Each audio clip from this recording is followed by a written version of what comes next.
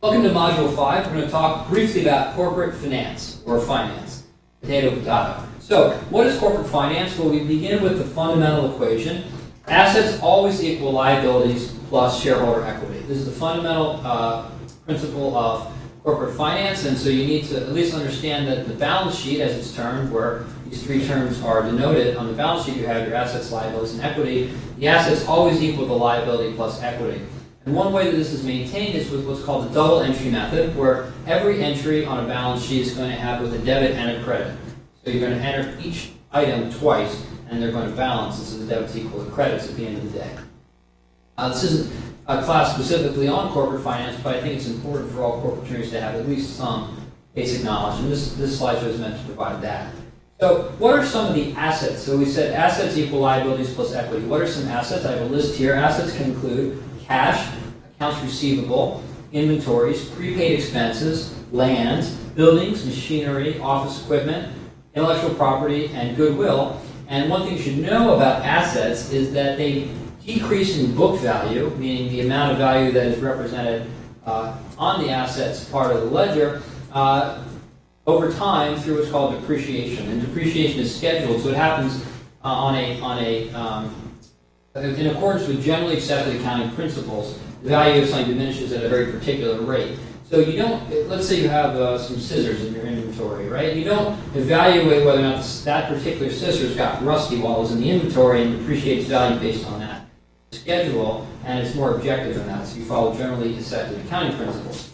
Okay, what are some liabilities? Some liabilities for a company would include accounts payable. We saw accounts receivable was one of our assets. Accounts payable is a liability, notes payable, accrued expenses payable, and long-term liabilities. What do I mean by equity? Equity is going to be common stock, preferred stock, and retained earnings. So here we know that equity is a type of security, but it's important to note that on the balance sheet, debt securities are going to go in liabilities, whereas equity has its own place on the balance sheet. So one thing to note that in making a decision between issuing debt and equity, that can change your debt-equity ratio. From an accounting perspective, that can have major implications. So when we talk about financial statements, we talk about three documents in the main. We have the balance sheet, we have the income statement, and the cash flow statement. Let's talk a little bit more in detail about what we see on each of those documents. The balance sheet is going to have the current asset, the current ratio, which is going to be your current assets divided by current liabilities. It's going to have, as I mentioned earlier, your assets, your liabilities, and your equity. And again, assets always equal liabilities plus equity. And it's going to help you figure out the debt-to-equity ratio.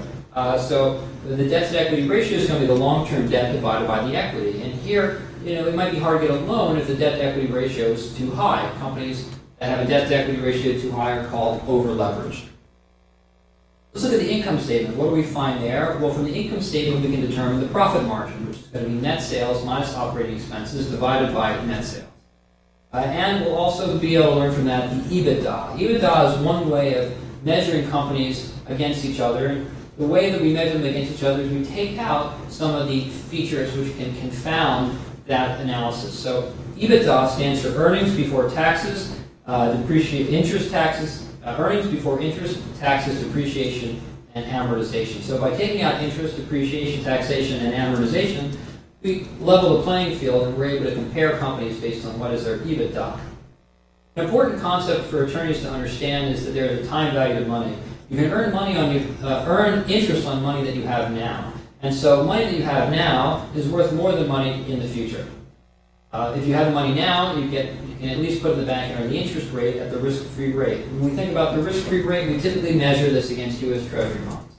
Now, there are different opinions about whether this is truly risk-free, but in my opinion, Treasury bonds are risk-free because, as we saw, the government through quantitative easing can issue more money, create more dollars, which will cause the dollar value to potentially go down, but you're essentially guaranteed to receive the number of dollars you're promised in your U.S. Treasury bond. What you're not guaranteed is how much those dollars are worth, because inflation can change the purchasing power of those dollars. But you can look at U.S. Treasury bonds as essentially the risk-free rate, and anytime that you're entering to a transaction, you would want to receive at least the risk-free rate. Otherwise, there's no purpose in doing that transaction. You could simply invest in Treasury bonds, which would be safer than pretty much any other investment you could make. So companies are bought and sold all the time, and when that happens, they're valued. How do we value companies? Well, there's many ways to value a company. The salvage value is what it would be worth, basically, think of it as a garage sale. You take all the chairs, all the computers, all the intellectual property, sell them one by one on eBay. Clearly, the salvage value is going to be lower than the operating company value because a company is greater than the sum of its parts. You don't measure the value of Apple based on its computers and chairs, but of its product and its ability to earn future money. So let's look at some other methods. We can look at its current production.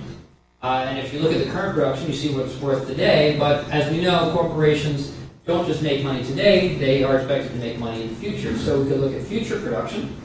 The problem with looking at future production is it doesn't account for time value of money. There's a market price. The market price is a great way to know what something's worth, but you have to actually try to sell the company. Get people to bid on it. So it would be like having an auction.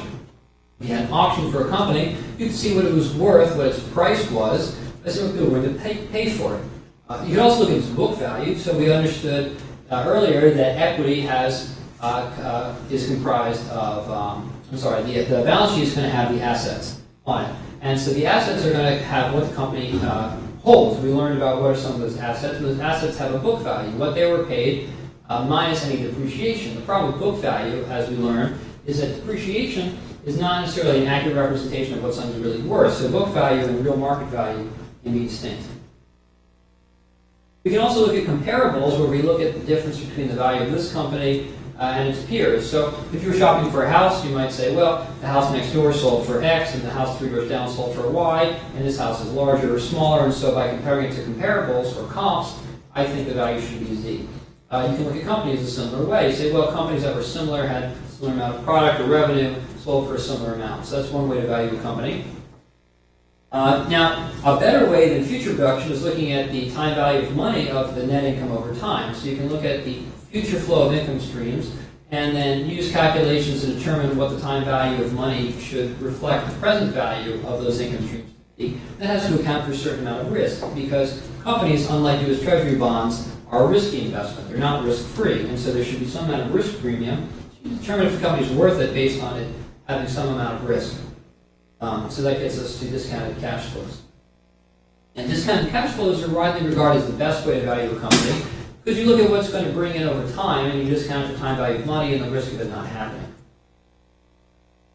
So again, we're going over the methods here. What are some issues with book value? Important, again, we're recapping this. The book value method has the deficiency that book value is not necessarily equal to real value. The book value will depreciate based on a schedule, but again, if those scissors are in inventory and they got rusty faster than the depreciation schedule accounted for, they may be worthless even though having some book value. On the other hand, assets that may be depreciated to nothing on a book value may still have some actual value. So we have a case where we look at some rail cars, a TransUnion, now they do credit scoring, used to do freight and have some rail cars, and those rail cars had essentially depreciated to being worthless as a book value, but actually had some value. They were still able to use them to ship freight. Now we look at the comparables in the market. We can also hold an auction. So there are two ways of establishing a market price. And it's important to note that sometimes having this kind of auction can help later when we look at director liability because they may approve a transaction that is determined not to be fair. One way of determining what is the fair price is what is the market willing to pay for it. And then one of the better ways, again, of looking at it is the time value of money of the future income stream. So capitalization refers to how a company raises money. It can raise money by selling stock or issuing debt. There are essentially two kinds of stock, common and preferred, and there are many kinds of debt, but we talk about notes, bonds, and debentures. In general, a note is a short-term instrument and a bond is a long-term instrument. But there's a lot of play in these terminologies, so look to the substance of the document. And one thing which can be a little confusing for some practicing attorneys as well as some business people is that something that may claim to be equity might actually turn out to be debt and vice versa. The regulatory agencies will actually look at the substance, not what you call something. So just calling something equity doesn't make it equity if it functions like debt. So this could be an issue with preferred stock, which has many debt-like characteristics, like dividends. It has so many debt-like characteristics it may be construed as debt and subject to things like usury laws, which pertain to debt.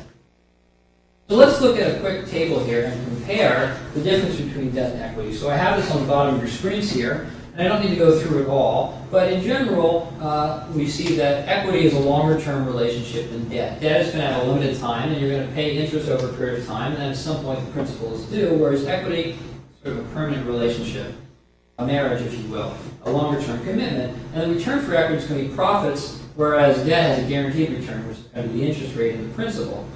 Debt gets paid first, it's prioritized, equity is subordinated to debt, and equity gets to share in the residual value of the company after the debt is paid. The debt just gets what it's owed on paper.